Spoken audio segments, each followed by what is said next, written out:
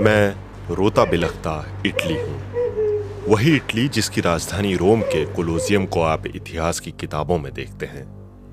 वही इटली जहां पीसा की झुकी मीनार है, जहां से पास्ता और पिज्जा आता है। लेकिन आज मैं कोरोना वायरस के चलते विलाप करने वाला देश हूं।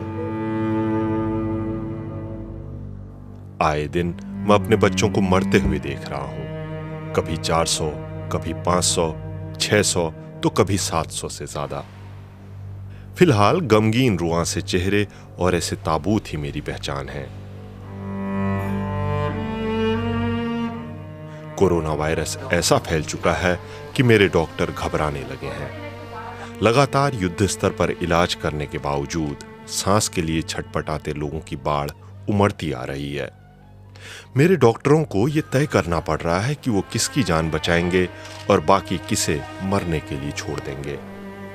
सुनने में ये भले ही कड़वा लगे, लेकिन मैं इस हद तक मजबूर हो चुका हूं।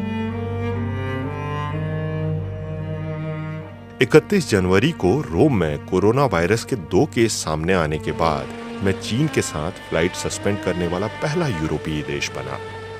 मैं वही इटली हूं जिसने यूरोप में सबसे पहले नेशनल इमरजेंसी लागू की। 23 फरवरी तक मेरे यहां कोरोना वायरस के 150 मामले थे और मेरा कोई नागरिक नहीं मारा गया था। मैंने लोगों से बहुत ही ज्यादा सावधानी अपनाने की अपील की। We do not know how long this pandemic will last. I have 2 messages. The first one is for the general population. Please stay at home. The second message is for whoever wants to help us.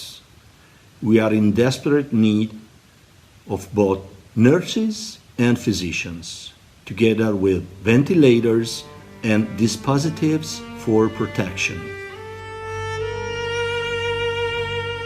लेकिन कई लोगों ने ऐसी अपीलें नहीं मानी। इसके ठीक 1 महीने बाद मेरे 63,000 से ज्यादा नागरिक घातक वायरस की चपेट में आ गए।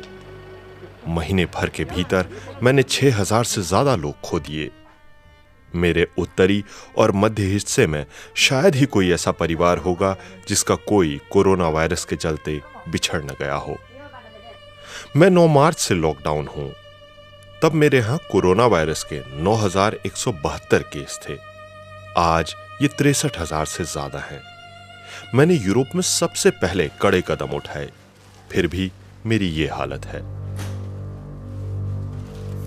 इंसानी बुद्धि जो कुछ कर सकती है मैं वो कर रहा हूं, लेकिन फिर भी ये शोक और संघर्ष खत्म नहीं हो रहा। मैं जानता हूं कि दुनिया के दूसरे देश भी मेरी राह पर हैं। मैं अपनी कपकपी जबान से यही कहूंगा कि रुक जाइए, संभल जाइए, वरना बहुत देर हो जाएगी। बस मैं यही कहना चाहता था। जिंदगी रही तो फिर मिलेंगे।